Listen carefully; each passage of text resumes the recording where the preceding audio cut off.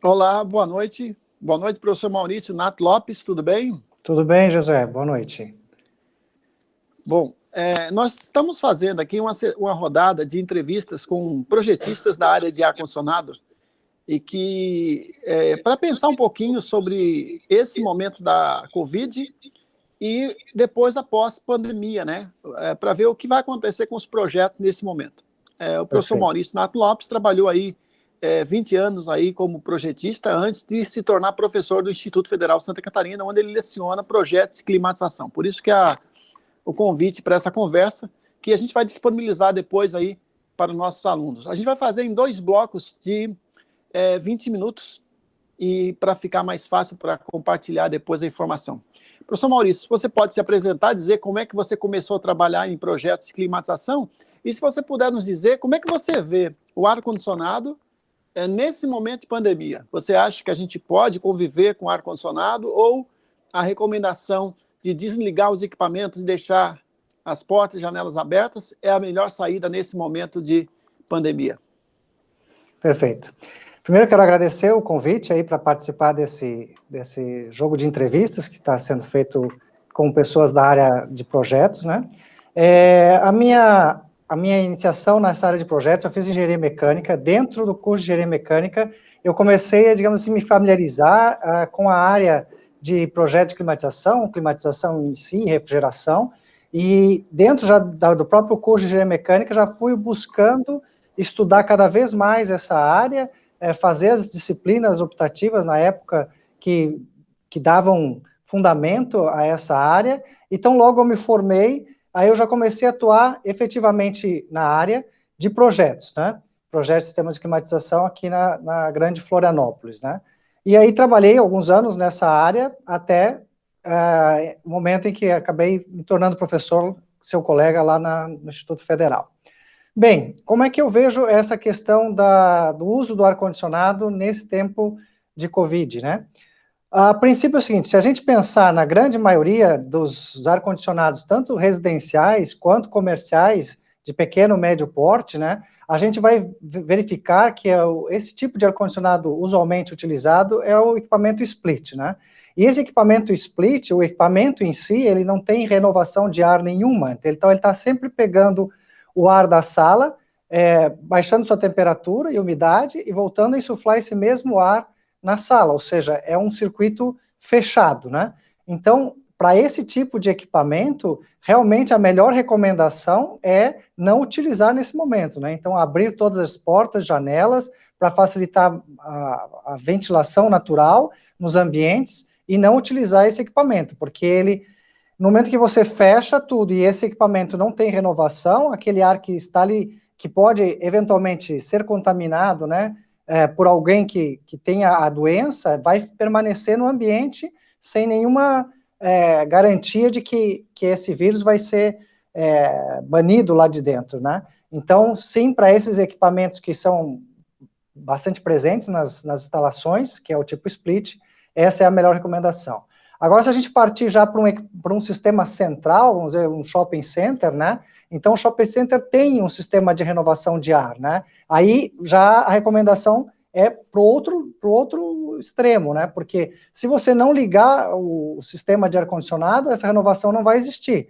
Então, a recomendação é, sim, ligar o sistema de ar-condicionado, principalmente para garantir a renovação de ar, porque ele vai estar tomando uma parcela de ar externo do shopping, né, esse meu exemplo, né, e vai garantir, então, que, por diluição, o ar que está dentro do ambiente, do shopping, no caso, vai ser, aos poucos, sendo renovado e, assim, a sua qualidade vai sendo melhorada e garantida, né. Então, para esses dois tipos de sistemas, nós temos recomendações, né, distintas em virtude da Covid.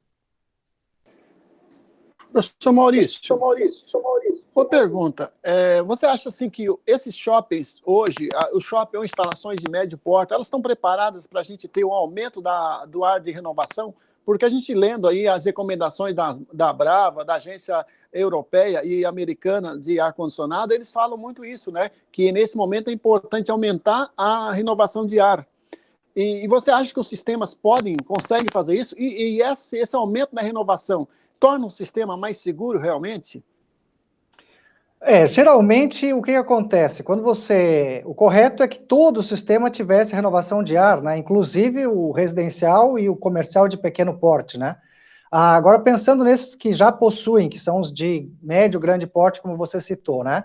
Então, o projeto, às vezes, geralmente é concebido para trabalhar com uma vazão de ar externa mínima, né? Porque quanto maior for a vazão de ar externo, maior tem que ser a capacidade do equipamento para conseguir a climatização do ambiente, e maior vai ser o consumo de energia desse equipamento quando em funcionamento. Então, no momento do projeto, né, se pensando em economia de energia, sempre se tenta trabalhar com o mínimo de vazão de ar externo, que seja suficiente para garantir as condições de saúde dentro do ambiente, né, mas não com essa necessidade que surgiu agora, de ampliar essa vazão de ar externo, né.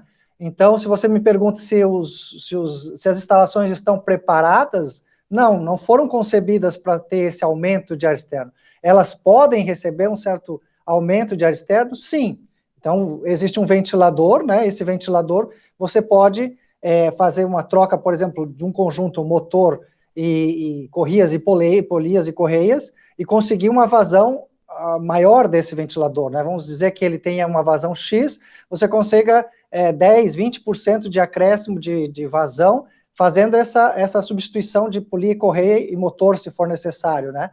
É claro que vai trazer os dutos foram dimensionados para a vazão original, então quando você aumenta a vazão, talvez surjam efeitos colaterais, digamos assim, né? Vai ter um nível de ruído talvez maior do escoamento nesses dutos, nos próprios bocais de saída de ar, né? Mas talvez fosse um preço que, nesse momento, ninguém está, né, melhor estar com saúde do que com ruído baixo, né? Então, poderia se pagar esse preço, digamos assim. Então, respondendo um pouco mais resumidamente a tua pergunta, sim, é possível aumentar um pouco a vazão de ar externo nos sistemas que nós temos atualmente instalados e que possuem esse sistema de renovação, mas também não vai se conseguir milagres, né? Não vai se conseguir dobrar ou triplicar a vazão de ar externo assim facilmente, porque estão limitados pelos dutos que foram instalados, pelas tomadas de ar externo que foram instaladas, né? Claro que cada caso é um caso, poderia ser analisado se há possibilidade, por exemplo, de se colocar um ventilador extra, um sistema de dutos extra, mas aí praticamente uma reforma, né? Mas pensando em pouco investimento, seria tentar aumentar 10, 20% a vazão, ou até 30%, com pequenas alterações, trazendo alguns efeitos colaterais, como eu falei, de ruído, talvez.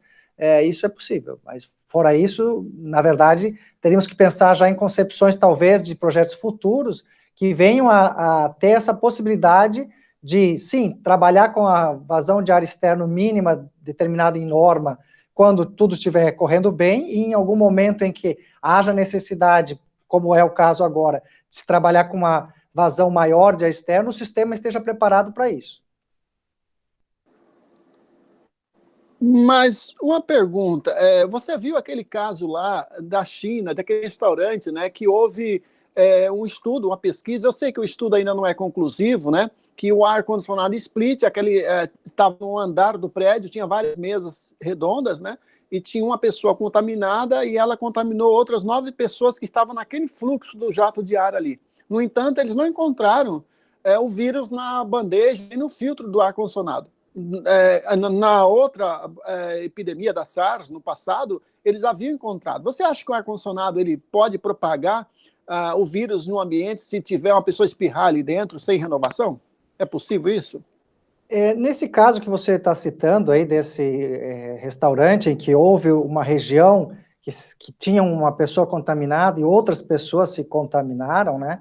O meu entendimento é assim, não que o vírus tenha entrado no equipamento e tenha saído do equipamento e aí esse jato que saiu do equipamento foi lá e teve contato com outra pessoa e acabou infectando essa pessoa. Talvez o que tenha acontecido por ser um equipamento ali que era um equipamento split, o split ele tem uma característica de ter um jato de ar forte, né? Então, às vezes, quando você senta na frente de um equipamento desse, você se sente, às vezes, desconfortável, né? Porque tem esse jato forte. Então, o que pode ter acontecido é que a movimentação de ar, digamos assim, que aconteceu naquela região, ou que estava acontecendo naquela região pela presença do ar-condicionado split, favoreceu a disseminação do vírus que estava suspenso ali, digamos assim, agarrado a alguma partícula, né, e que essas partículas tiveram um movimento intensificado pelo fluxo de ar do ar-condicionado, mas não por ele ter ido para o ar-condicionado e não ter sido filtrado no ar-condicionado, ou coisa do tipo. Então, eu acho que a movimentação de ar causada pelo ar-condicionado pode ter favorecido a contaminação das pessoas que estavam naquela região.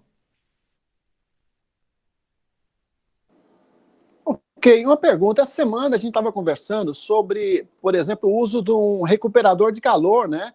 Que além de insuflar o ar externo para o ambiente, ele aproveita o ar de retorno, né, que passa ali por um recuperador de calor, e esse ar de retorno acaba resfriando um pouco o ar externo que é insuflado. Esses sistemas são bastante usados nos Estados Unidos. Você acha que são viáveis serem utilizados aqui para instalações de médio porte? Então, como eu comentei quando eu estava falando lá de aumento da vazão de ar externo de shopping centers, por exemplo, né? A gente, em função de economia de energia, sempre projeta para o sistema de ar-condicionado para a menor vazão possível, né? Que garantida, exigida por norma, né? No momento em que você queira trabalhar com uma vazão maior, você tem que pensar na questão do consumo de energia, né? Porque quando você está tomando um ar lá de fora, vamos pegar alguns valores típicos de temperatura para verão, né? Você pode estar pegando o ar lá de fora a 35 graus e quer levar ele a 24 graus com uma temperatura de projeto interna do ambiente. Então, você vai sair, esse ar tem que ser tratado, tem que baixar a temperatura de 35 para 24. Se você estivesse pegando o ar de retorno, você não teria essa variação de temperatura tão grande, então você não gastaria tanta energia. Então, no momento que você está pegando o ar externo, você está pegando o ar numa condição desfavorável, a gente diz, né? Por isso essa necessidade, pensando em economia de energia, em pegar a menor quantidade possível de ar externo. Então, uma maneira de recuperar essa energia, digamos assim, quando você está pegando, vamos dizer assim, estou pegando 10% da vazão de insuflamento do ambiente, eu estou pegando de ar externo, 90% eu estou pegando de retorno do ambiente. Então, 10% do ar que já foi climatizado para o ambiente vai ser perdido. Se eu estou pegando 10 de fora, esse 10% que eu estou pegando de fora é novo. Então, aquele 10% que já foi resfriado, ele vai fugir, né? Vai sair pelas portas do ambiente, vai ser perdido, a gente diz, né?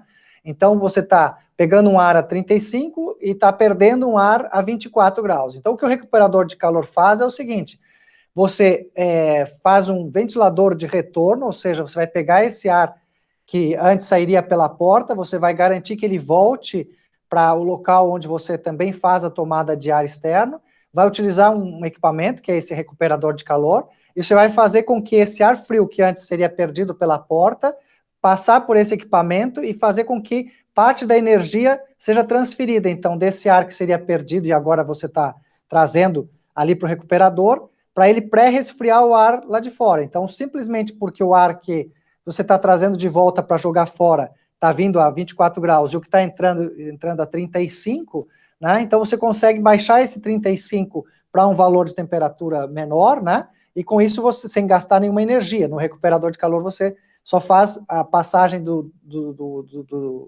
ar que seria expurgado com o ar que está tomando lá de fora e pré-resfria, né, este ar que vem de ar externo, né? Então o recuperador faz isso, ele recupera parte da energia que seria perdida por esse ar que fugiria pelas portas nesse equipamento. Então você consegue ter uma economia de energia mesmo trabalhando com uma vazão de ar externo talvez maior do que seria a mínima, até no caso de estar usando a mínima vazão de ar externo, né, mas pensando em aumentar a vazão além do mínimo exigido em norma, o uso do recuperador traria essa vantagem de recuperar parte da energia, fazendo com que o consumo de energia para resfriar esse ar que está entrando seja menor. Claro que o investimento é maior, né? Então, assim, um sistema que não tem recuperador calor vai custar X. Um sistema que vai ter um recuperador de calor vai custar bem mais caro, vai ter um equipamento a mais, né? Aí tem que colocar na ponta do lápis e ver a questão da economia de energia, né? A literatura diz que o uso de recuperadores de calor diminui de 30% a 40% do consumo de energia que se teria se não tivesse o uso do recuperador de calor. Professor Maurício, você se sente hoje seguro quando você vai num ambiente, no mercado, ou na farmácia, ou numa loja, que está hoje com o ar-condicionado ligado nesse momento de pandemia? Então, tem outras questões, né, que às vezes só a questão o ar-condicionado favorece ou não favorece a contaminação, né? Nós temos outras coisas que às vezes ficam, digamos assim, escondidas, né? Às vezes, como está a manutenção desse sistema de ar-condicionado, desse supermercado, dessa farmácia, desse local que você está entrando, né? Então, é um somatório, né? Não é só o tipo de sistema, como é que ele foi concebido e projetado, mas também como é que está sendo feita a manutenção desse sistema, né? Então, hoje, se eu me sinto seguro? Não me sinto seguro, né? Principalmente, como foi comentado no início aqui, que a grande maioria dos sistemas hoje, até por uma questão de preço, né? O lojista, ele vai pelo menor preço. O menor preço é o split não garante renovação de ar, não tem renovação de ar, a filtragem dele praticamente não existe, é uma telinha lá bem, nem entra na classificação nossa mínima exigida em norma, né, e a manutenção geralmente é precária, né, ainda o split está no visual, né, às vezes você pode olhar para o equipamento e perceber se a manutenção está sendo bem feita ou não, mas quando o equipamento fica numa casa de máquina, como é o caso de um supermercado, né? A gente não vê as condições que essa casa de máquina está, né? Se realmente os filtros estão sendo trocados regularmente, se a higienização do próprio equipamento e da sala de máquina está sendo realizada. Às vezes, a gente se depara com situações de abrir uma casa de máquina e ver que o lojista está utilizando aquela casa de máquina como material, como depósito, né, o que não pode ser feito, né, porque imagine, se todo o ar que passa pelo supermercado passa por dentro daquela sala e você coloca sujeira lá dentro, né, você coloca lá, sei lá, pode ter até um produto químico, de repente o cara está guardando produto de limpeza dentro da casa de máquina do ar-condicionado, então o ar está passando ali, está tendo contato com esse produto que tem contaminante, e esse contaminante está indo para o ar, e esse ar está sendo insuflado dentro do ambiente, né? Então, não só a questão de, hoje, sempre a preocupação quando se pensa em qualidade do ar, né? Não só a questão do tipo de sistema que está sendo utilizado, da questão da renovação de ar, mas também, principalmente, como é que é feita a manutenção desse equipamento, se é feita adequadamente e com a regularidade desejada, né? Indo aqui para os finalmente aqui das perguntas, Maurício, você vê aí, ouve falar muito hoje em uso de lâmpadas ultravioletas, e você também vê que alguns, eu assisti esses dias aí uma live aí da Brava, que um dos palestrantes falou muito daqueles, de associar um pequeno ventilador junto com o split, ou seja, você tem o split instalado, aí você coloca ali o ventilador que traz um pouco de ar externo e filtra para dentro do ambiente e supriria ali um ambiente até 2 pessoas, né, atendendo aí os 27 metros cúbicos por hora por pessoa. Você acha que esse tipo de soluções funcionam e poderiam ajudar no combate à Covid e eventualmente, ajudar a ter uma qualidade do ar interior melhor?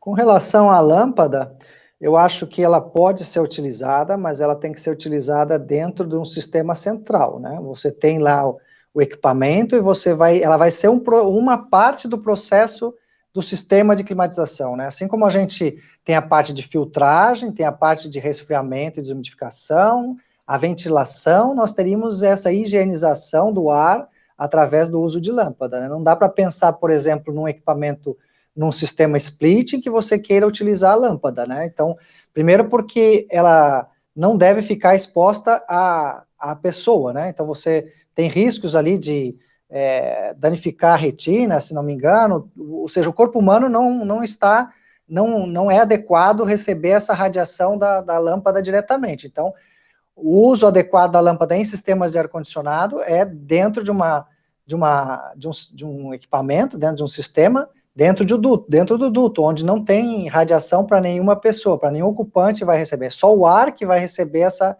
radiação. Então, nesse caso, sim, ela cumpre a sua função. Com relação a outra pergunta, né, se o uso de pequenos ventiladores, que a gente chama aí de VentoKit, né, se isso garante alguma renovação para sistemas splits. Não, a minha resposta é que essa solução não garante a renovação, né? Primeiro porque esses ventiladores, eles às vezes, a gente pensa que ele tem quase um efeito psicológico, né? Porque até para aquilo que eles são concebidos, que é a exaustão de banheiro, muitas vezes, se é um dutinho pequeno, ou seja, o equipamento, esse exaustorzinho colocado no forro e tubulado ali para praticamente sair a 2 metros de distância, já para o ambiente externo, nesse caso, ele até funciona, ou seja, ele tem pressão para, no máximo, esse 2 metros de tubulação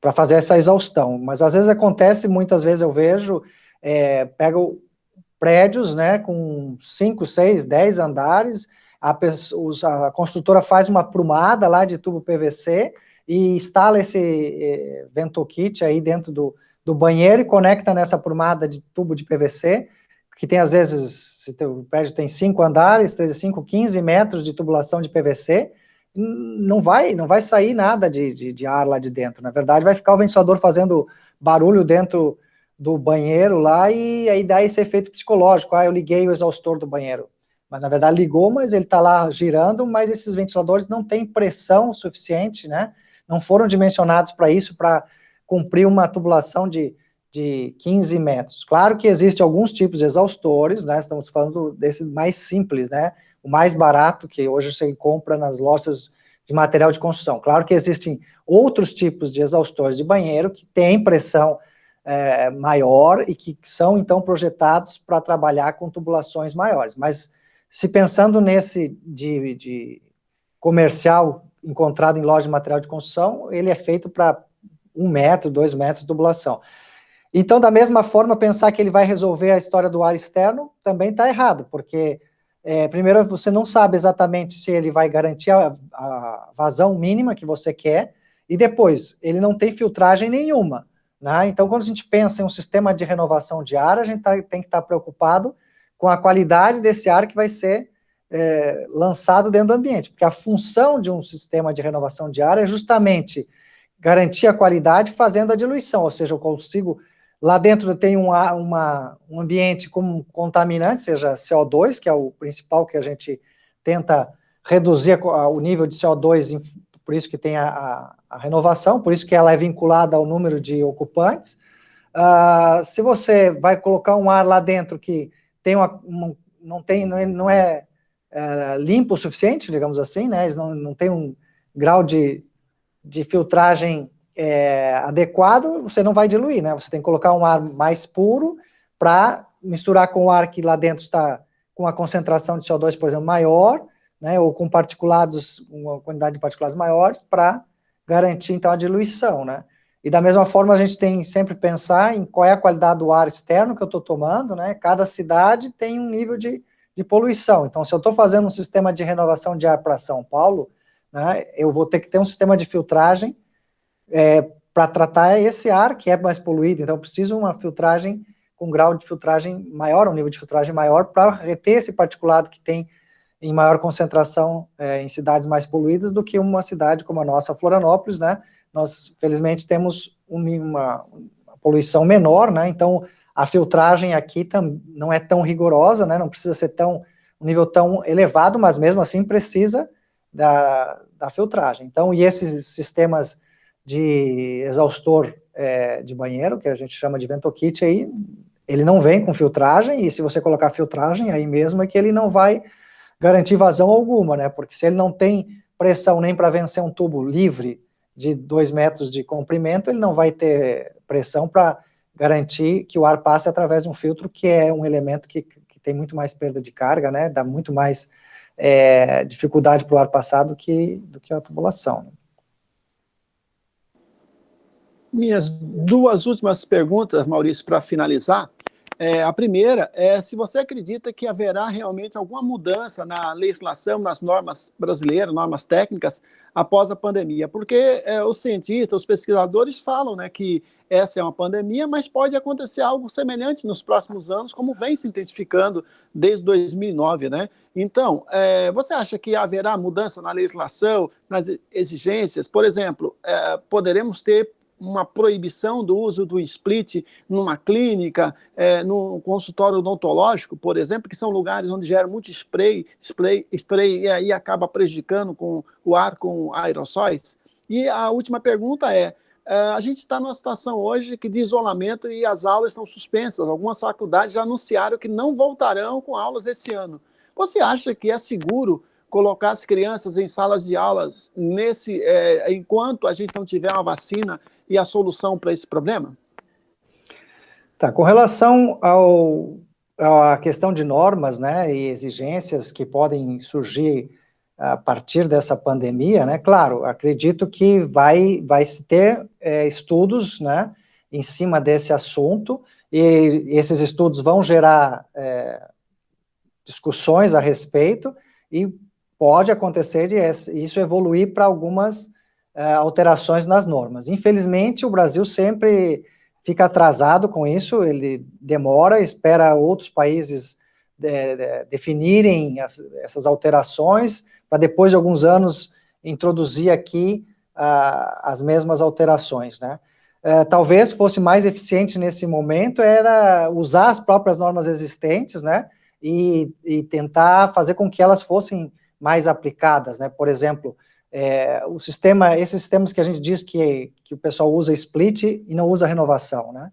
Se começasse a exigir ter renovação, ou seja, garantir uma renovação nesses ambientes que não fosse feito por exaustores simples, né, que fosse um sistema realmente dedicado, um ventilador com filtragem, com tubulações, tudo dimensionado para atender essa necessidade, que garanta realmente uma quantidade mínima de ar e com qualidade, né, com a filtragem adequada, já seria um bom começo, né?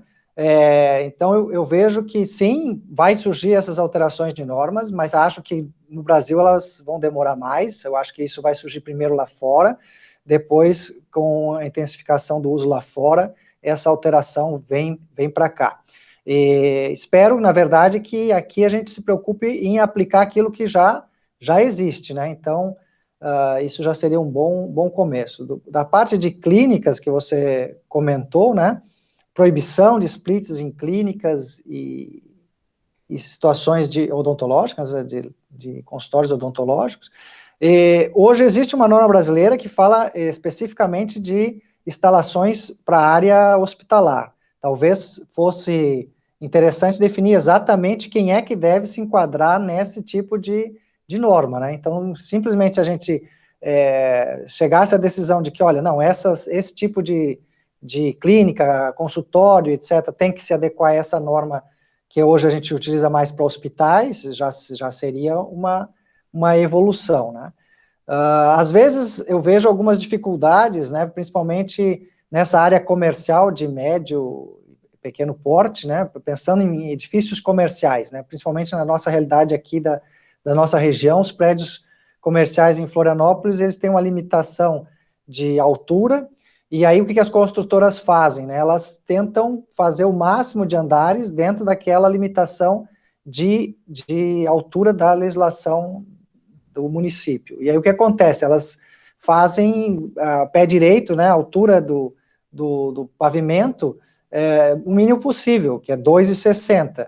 Aí, em 2,60, para você fazer um sistema de renovação, um sistema renovação com dutos, ventilador, filtragem, né, ou fazer um sistema que não seja split, que vai ser dutado, que vai precisar de casa de máquinas, etc. e tal, com esse pé direito praticamente impossível, né? Porque você precisa de um espaço de entreforro para passar com esses dutos, né? Para ter esse sistema mais elaborado, digamos assim, né? Então, tem uma outra visão aí que talvez só se esses prédios que fossem voltados mais para a área hospitalar e odontológica viessem a mudar um pouco essa filosofia que hoje é aplicada aqui na nossa região, né? Então, teríamos que trabalhar com pavimentos, na altura de pavimentos maiores, né? Para que pudéssemos trabalhar, então, com sistemas que não fossem o split, com sistemas que tivessem a possibilidade de fazer o uso de dutos, distribuindo ar externo de renovação para cada ambiente, né? Então, também temos esse contraponto na nossa região, né? Mas sempre é uma coisa a ser discutida. Eu acho que tem que trabalhar nisso, principalmente envolver todo mundo que trabalha na área, projetistas, o CREA, a vigilância sanitária, né? E em cima disso, ver o que hoje já existe em norma, como isso pode ser cobrado das instalações, né, dos empreendimentos, e depois até passar para uma situação em que exija ainda mais do que hoje já tem na norma, né? Não sei se esqueci alguma pergunta, José. Sobre o retorno aí das aulas, retorno, né? Porque você sim. tem filhos também, eu tenho filhos, a gente fica com essa preocupação, temos estudantes, né, que vão nos ouvir. Quando é que vai ser seguro, do ponto de vista de evitar aglomeração, os estudantes voltarem? Porque tem faculdades que já cancelaram as aulas esse ano e só voltam ano que vem, e na França eles tentaram, depois de sair do pico, tentaram voltar, e aí houve depois um surto e eles voltaram atrás. Então, assim, isso está me preocupando bastante. O que você acha disso? Eu vejo que acho que ninguém ainda tem a solução, né? Alguns casos estão se comentando em voltar, mas não... por exemplo, no nosso caso, no IFSC, às vezes a gente tem salas de aula que tem 30, 40 alunos, né? E não dá para pensar em colocar 30, 40 alunos dentro da mesma sala de aula. Eu acho que isso... não tem como pensar nisso. Então, alguns pensam em fazer uma espécie de rodízio, digamos assim, a sala vai ficar com 15 alunos, então quem vai no presencial na segunda não vai na terça, e daí vai rotacionando os alunos que vão tendo as aulas presenciais. Então, talvez a melhor saída seja um mix entre aulas presenciais e aulas à distância, para evitar essa quantidade muito alta de alunos dentro da sala de aula, né? Claro, tem que ter todo o cuidado, o uso de máscara, higienização das mãos, janelas abertas, né? Ventilação favorecida, né? Mas realmente é uma situação que a gente não sabe exatamente qual a solução e monitoramento, né? Se surgir algum caso, sempre vai ter que se voltar atrás, né? Se a coisa realmente for uma situação de proliferação da doença. Mas, assim, a solução para o problema da Covid, eu só vejo uma solução definitiva, que é a vacina, né? Enquanto a vacina não tiver, a gente vai ter que tentar outras soluções, e vai ser uma situação de tentativa, e talvez tenha que ir ajustando essas soluções, né? Mas eu imagino que a solução seria essa de começar com esses cuidados, com as salas não em 100% da lotação, né, com distanciamento dentro da sala, e aí, para garantir que isso dê certo, né, como você vai deixar 15 alunos numa sala e os outros 15, né, talvez não tenha espaço físico na escola para colocar, nem professores para colocar eles também no mesmo horário em outra sala, tem que esses terem que ficar em casa no primeiro dia, no segundo dia eles viriam para a escola, e assim iria uma tentativa. É uma ideia que eu vi, talvez seja uma solução, né? Mas realmente não sei exatamente qual solução vai ser a melhor.